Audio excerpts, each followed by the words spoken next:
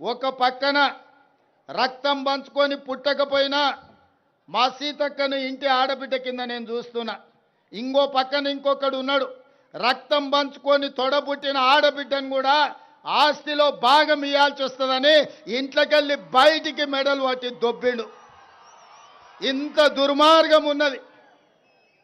సొంత చెల్లెలకే న్యాయం చేయలేనోడు తెలంగాణ రాష్ట్రంలో 2 కోట్ల మంది ఆడబిడ్డలకు న్యాయం చేస్తాడా?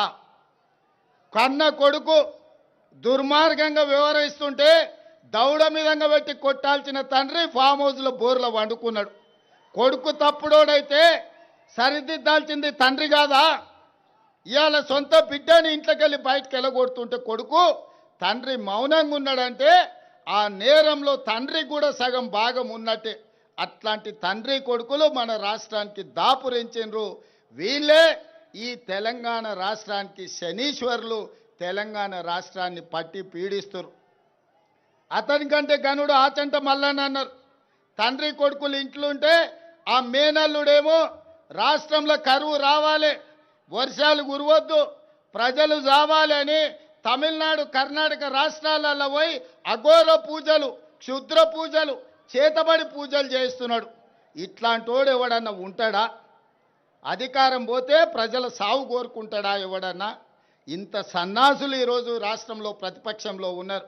కాబట్టి వాళ్ళు ఎన్ని పూజలు చేసినా, ఎన్ని క్షుద్ర పూజలు చేసినా, అఘోరరావు గారు అఘోర పూజలు చేసినా దేవుడు మన వైపు ఉన్నాడు.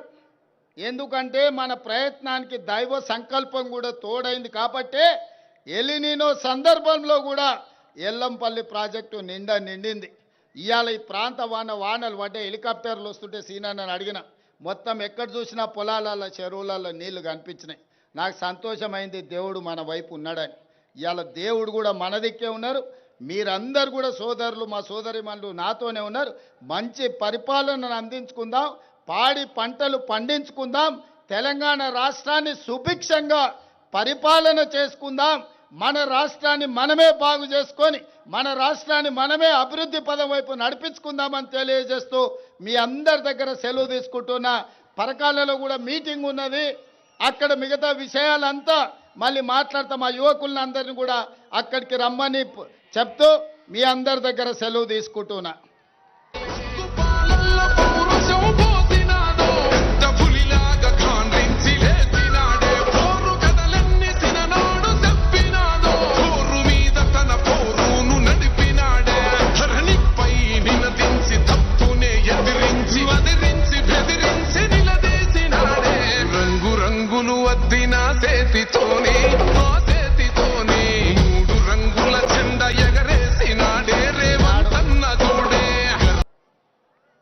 మీ అభిమాన నాయకురాలు,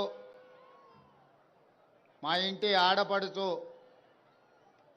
ధనసరి అనసూయ సీతక్క గారి నేతృత్వంలో ములుగు జిల్లా ఏర్పాటు ప్రక్రియనే కాదు, ఆ జిల్లా కలెక్టరేట్ కార్యాలయ ప్రారంభోత్సవ కార్యక్రమానికి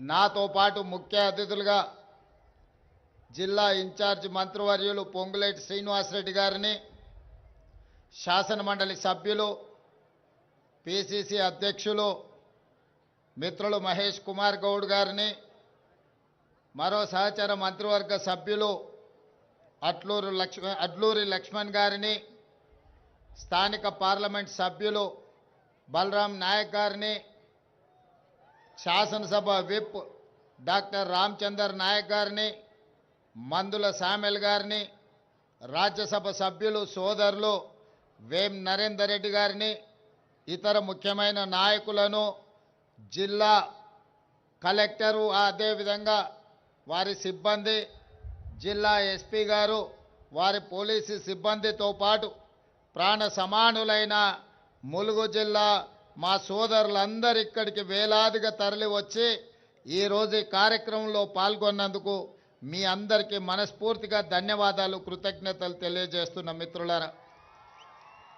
మిత్రులారా, ఆనాడు పిసిసి అధ్యక్షుడిగా పాదయాత్ర మొదలు పెట్టాలి, ప్రజల సమస్యలు తెలుసుకోవాలి, సమస్యల్లో ఉన్న ప్రజలకు ఒక భరోసా విశ్వాసాన్ని కల్పించాలి. ఇందిరమ్మ రాజ్యం వస్తుంది, దళితులు గిరిజనులు ఆదివాసీలకు మేలు జరుగుతుంది అని పాదయాత్ర మొదలు పెట్టాలని ఆనాడు పార్టీ నిర్ణయించింది. వివిధ ప్రాంతాల ప్రతిపాదనలు వచ్చినాయి.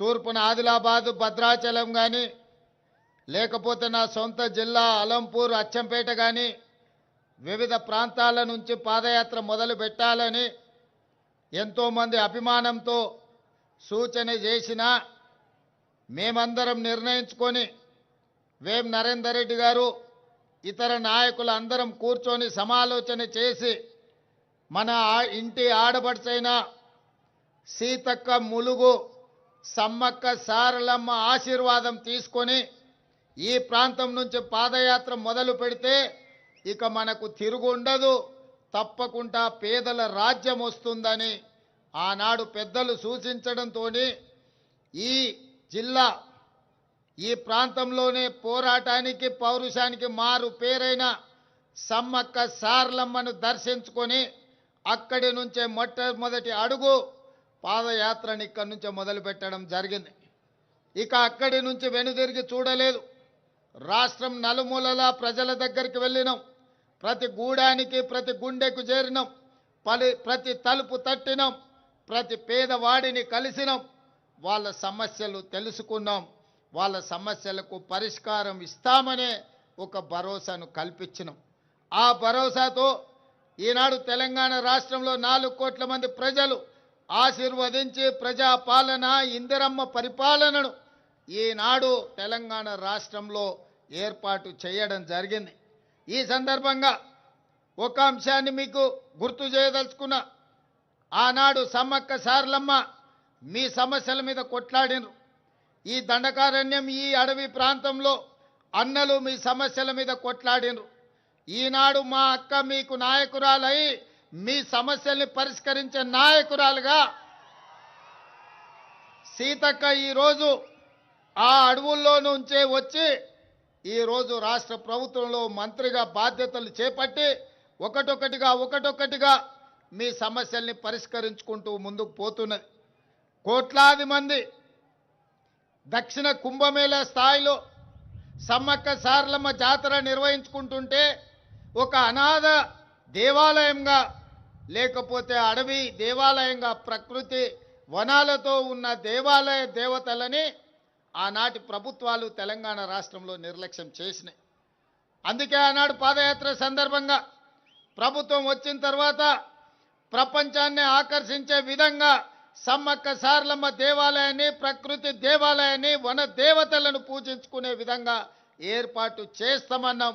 ఈనాడు నాకు సంపూర్ణమైన విశ్వాసం, నమ్మకం కలిగింది. ఈరోజు పర్యటన ద్వారా మా మిత్రుడు పొంగులేటి శ్రీనివాసరెడ్డి గారు, సీతక్క అహర్నిశలు కృషి చేసి మా అడ్లూరి లక్ష్మణ్ గారి సహకారంతో అద్భుతమైన దేవాలయాన్ని, ఒక రామప్ప దేవాలయం, ఒక 1000 స్తంభాల గుడితో పోటీ పడే విధంగా ఈనాడు సమ్మక్క సారలమ్మ దేవాలయాన్ని పూర్తి చేసుకున్నారు.